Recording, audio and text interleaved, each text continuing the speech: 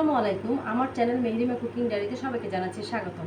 আবারও একটি নতুন রেসিপি নিয়ে আপনাদের সামনে চলে এসেছি। রেসিপিটি হচ্ছে ডিমের শাকশুকা। এই ডিমের শাকশুকা বানাতে যেসব উপকরণ লাগবে তা আমি আপনাদের একবার দেখিয়ে দিচ্ছি। এখানে আমি 3টা ডিম নিয়েছি, পেঁয়াজ কুচি 4-5টি, আদা বাটা আধা চামচ, রসুন বাটা আধা চামচ, হলুদের গুঁড়া আধা চামচ, মরিচের গুঁড়া আধা চামচের একটু বেশি, লবণ স্বাদ মতো, জিরার গুঁড়া আধা চামচ, মিক্সড মশলা গুঁড়া আধা চামচ, ধনিয়া পাতা কুচি 5-6টি, কাঁচামরিচ মাঝখানে চিড়ে নিয়েছি, টমেটো 4টি এভাবে কুচি করে কেটে নিয়েছি, আর সয়াবিন তেল। এই ডিমের শাকশুকাটা কীভাবে বানাতে হবে তা আমি আপনাদের প্যানটি আমি চুলায় বসিয়ে দিয়েছি, তেলটাও গরম হয়ে গেছে।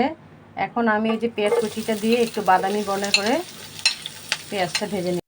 পেঁয়াজ কুচিটা একটু বাদামি বর্ণের হয়ে এসেছে, এটা বেশি ভাজা যাবে না। এখন আমি একে একে এই যে আদা বাটা, রসুন বাটা, হলুদ মরিচের গুঁড়া, লবণ সব শুকনো আর বাটা মশলাগুলো দিয়ে দিচ্ছি, দিয়ে আমি একটু মশলাটা কষিয়ে নিব। এখন আমি একটু সাথে পেঁয়াজ কুচি দিয়ে দিব, পেঁয়াজ কলি দিয়ে দিব, আর টমেটো কুচিটা দিয়ে দিব, দিয়ে আমি একটু ভালো মতো কষিয়ে নিব। এই যে টমেটোর সাথে মশলাটা ভালো মতো মিশে গেছে। এখন আমি এই যে মাঝখান দিকে ফাঁক করব, করে এই যে ডিমটা এভাবে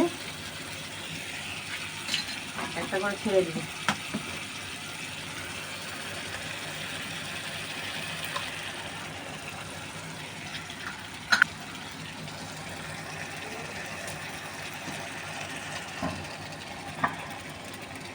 এভাবে ছেড়ে দিয়ে এর উপর আমি একটু লবণ দিব,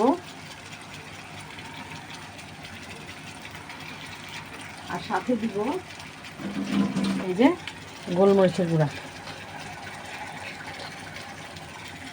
দিয়ে আমি 5 মিনিটের জন্য ঢেকে দিব। এখন আমি এই যে কাঁচামরিচটা দিয়ে দিচ্ছি,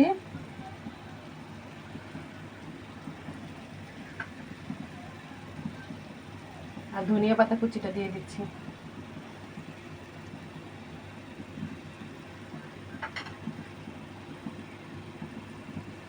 দুই মিনিটের জন্য ঢেকে দিব। এই যে 2 মিনিট পরে আমি ঢাকনা উঠিয়ে দেখছি, দেখেন হয়ে গেছে।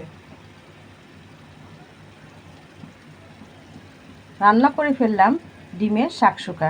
এটা দেখতে খুব ভালো হয়েছে, খেতেও ভালো হয়েছে মাশাআল্লাহ। আমার মতো এভাবে আপনারা বাড়িতে বানিয়ে খাবেন। এটা খুব সহজ পদ্ধতি বানানো যায়। আমার এই চ্যানেলের ভিডিওটি যদি ভালো লেগে থাকে অবশ্যই লাইক, কমেন্ট, শেয়ার করবেন। আমার চ্যানেলটিকে সাবস্ক্রাইব করবেন, আমার পেজটিকে ফলো দেবেন।